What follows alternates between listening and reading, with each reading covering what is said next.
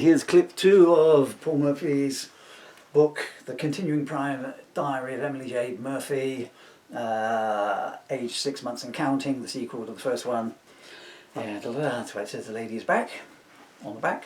I gotta make these clips shorter. Right, okay, so Tuesday, June the 14th, 5:54 p.m. Oh, and it's the baby talking. Well, not talking, but the baby listens. Apologise, I don't know, my poppers here. My poppers are coming undone. We are just back from our first family trip to the beach, which is something that consists of a vast expanse of sand, a vast expanse of water, and a vast expense for a portion of fish and chips.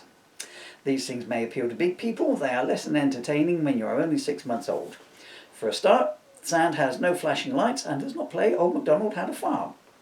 Meanwhile, the sea thing is just a larger, much colder version of a bath, which comes with the nasty stuff already floating in it, rather than me providing it. We all laid on a blanket, and divestment of garments took place, showing that the mummy had gotten her figure back, the daddy had got his paunch back, and I looked cool in a bathing suit. Although I had so many layers of sun cream plastered on me, I may as well have been wearing a suit of armour.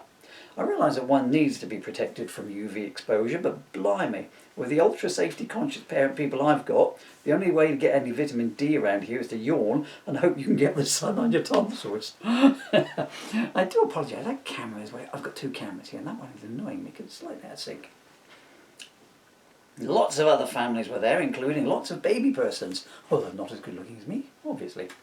Most of them looking as bored as me though. Do not know the why for of their boredom. For myself, it is that I feel that watching Dadsy person take a 10-minute trek to the water, get in it and flop about for 8 seconds, dash back to starting point, grizzle about water being cold. What, you thought the sea had a hot tap somewhere, did you, Dadsy? Cover us with water spray, troll off to purchase paunch accelerating fish and chips, and return to whinge about cost of said item for half an hour is not the sort of entertainment one would purchase a ticket for. Rather like the voice winner in concert. In an effort to break the monotony for me, the Dadsy purchased a beach ball, a bucket, a spade and a windmill. I showed my appreciation by playing with them for 30 seconds and then ignoring them. The Dadsy is a master of fun, however, brackets, i.e. to me not to use something he has, quote, paid through the teeth for, close brackets, and enjoyed himself for, several minutes with them. As an aside, that is a joke from my old stand-up act. My wife and I, we were married for 12 years, and I have to say that in that time we had many, many, many happy minutes. Back to the book. Yeah. Having made half a dozen sandwiches, good blimey, I've suddenly lurched into Oliver, no you can't have any more, boy. Right, where do we get to? In an effort to break the monotony. Oh, I couldn't read that word in my life. The Dadsy, I've done that bit. I'm so sorry. Having made half a dozen sandwiches and stood back awaiting praise like he had carved out the Great Pyramid at Giza, and gamely rolled the... sandwiches. I don't think that line was going to work either. Right. Take 76. Having made half a dozen I can't do it again. Take 77. Clink.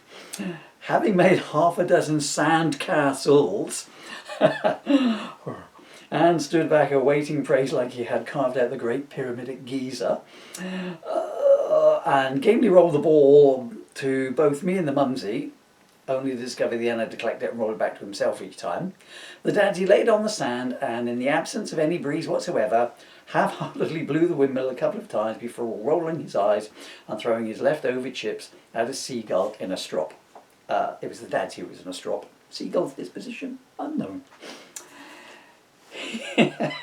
He then learnt why there were 1,000 signs up saying, "Do not feed the seagulls." As from nowhere, a swarm of Laridae appeared, squawking like harpies from hell, and dive-bombing the beach inhabitants into hastily built sand bunkers for 15 minutes as they fought wing and claw over the Dadsy's potato projectiles.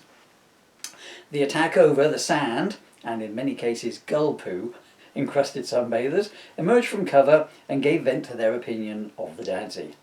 I heard many words that I have not come across before, although I missed most of them as the Mumsy covered my ears. The angry mob were heading Dadsy's way with malice aforethought, but the heroic Mumsy saved him with the infallible way of stopping bystanders dead in their tracks, namely lifting up her bikini top and breastfeeding me. Open brackets. Never have so many averted their gaze and found something interesting on the ground to look at than when a woman does this. We took the opportunity to Scarpa, returning back to the car to find it covered in gull droppings, which is either the height of irony or the height of ingratitude, and then we headed for home. The parent people have filed this as yet another entry in the log of things we will laugh about one day. Okay, so that was like, I didn't think we were going to get through that clip. Bye-bye camera number 2. Bye-bye camera number 1.